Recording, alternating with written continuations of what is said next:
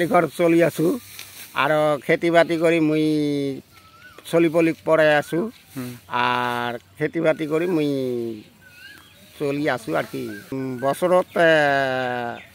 হয় 30-40 হাজার টাকা হয় আর ইনকাম হয় আর ইনকাম হয় কবি ছবি খেতি করে কবি আবাদ করু ধানের আবাদ করু 4-5 বিঘা মারি আবাদ করু না পিছত এলে মারি তো মোট নাইয়ে ভাগুয়ে নেই করালি নেই নিয়ে নিয়ে আবাদ করু এলে যদি আরো এই খরানে বানে খায়া শেষ করে আমি ফিরে এই করালি টেহারা কিদি বুঝাই নিজের গরু বাছুর বেচে হইলো বুঝেন নাগে তারপরে আর ফ্রি কামলা কেশন দিয়ে হইলো মারি করালি দিয়ে বুঝেন নাগে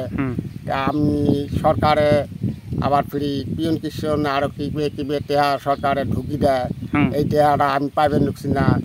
আরো দ্বিতীয়তে আমি কিবে সরকারে এটা সহায়ও করে না আমি এইবার কি করব